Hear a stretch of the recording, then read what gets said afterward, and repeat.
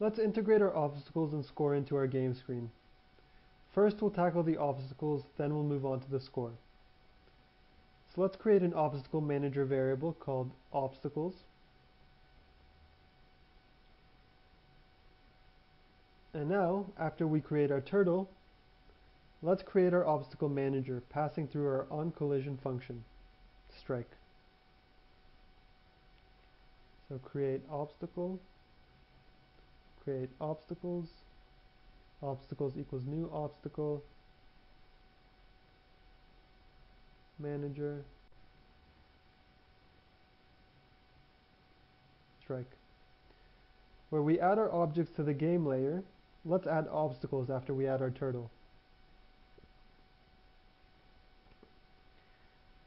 In our reset items function, after we set our turtle's X position, we'll also invoke our static init function in our obstacle class,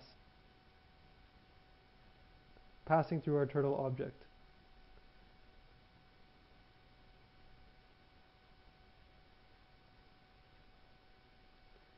This provides the obstacle class with the reference for our static variables used within it. Obstacles.init underscore turtle.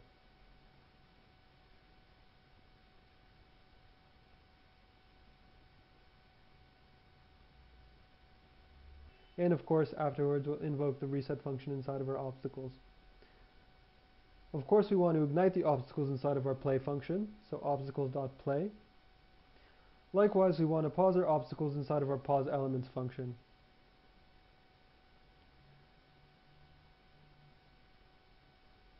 So pause obstacles, and then pause.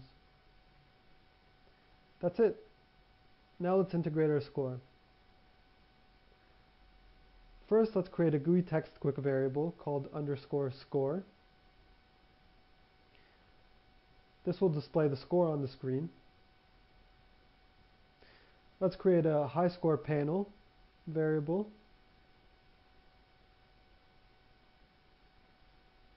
called high score,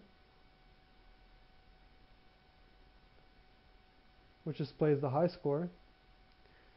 And let's create a high score final location variable, which will be a number that we'll use inside of our tween when we tween our high score onto the stage after collision. After we add our obstacle manager, let's add our high score variable.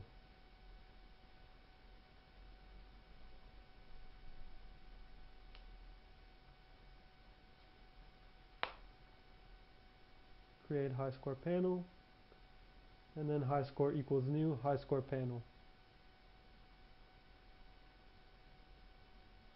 As well, let's add our score variable. New GUI text quick, 0, game settings dot text size,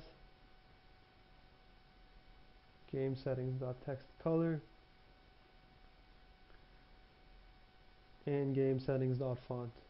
And we can be sure that all of our fonts, colors, and sizes for our text will be universally applied, since we're using universally referenced variables inside of our game settings class. Next, let's also access our static function inside of our game settings, submit score updater, and we'll pass through the function update score. And let's create this function a bit further down.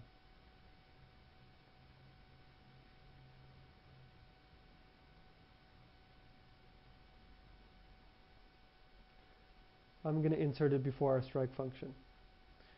We'll call it update score as we said, and we'll pass through a number which we're going to name score. Inside of this function, let's set the score text and align the updated text with some padding away from the borders.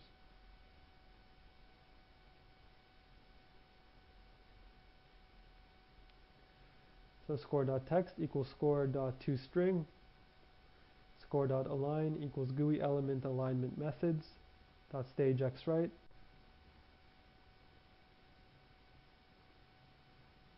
which positions the button horizontally to the right,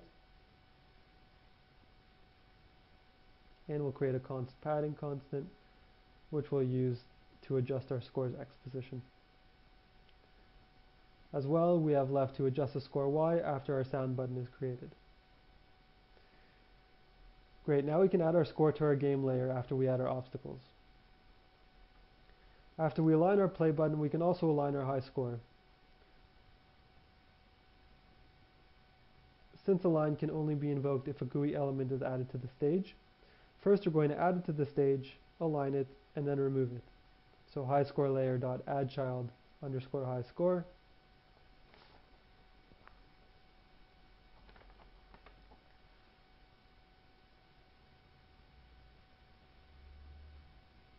And then highscore.align. GUI, using GUI element alignment methods, we'll align it to the center. We'll remove all the children from the high score layer. And we'll set the high score final location number to GUI module settings.stageheight minus highscore.height divided by 2. Let's finally update our score to 0 since we've reached the end of our init function. Now if our turtle hits an object and invokes strike, we want to display our high score.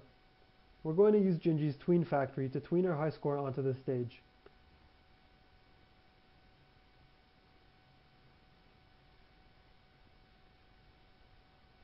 Gingy's tween factory can also rotate objects, and you can also add some cool effects like bounce and resistance.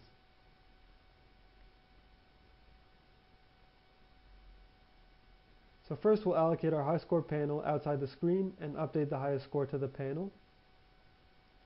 Highscore.y equals negative highscore.height, and highscore.score equals gamesettings.highscore. I'm just going to move over the remove children.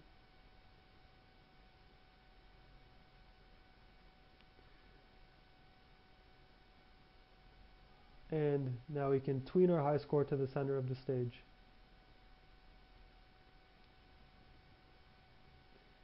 Tween factory.tween2 underscore high score is the object we're tweening. 1,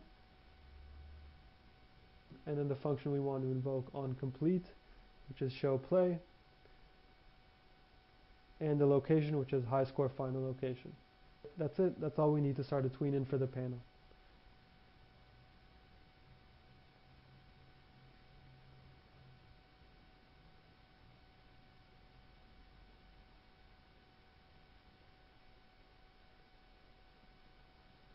Now let's add the panel to our high score layer.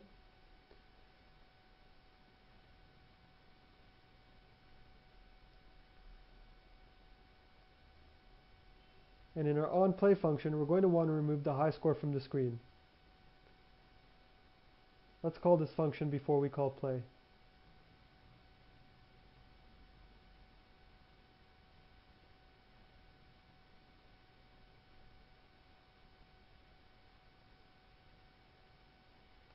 I'm just going to move over buttonsLayer.removeChildren and buttonsLayer.addChildPlay to a separate function called showPlay, just for efficiency's sake.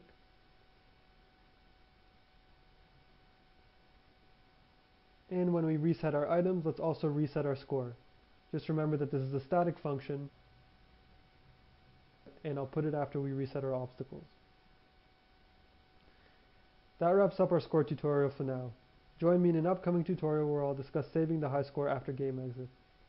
Thanks for watching.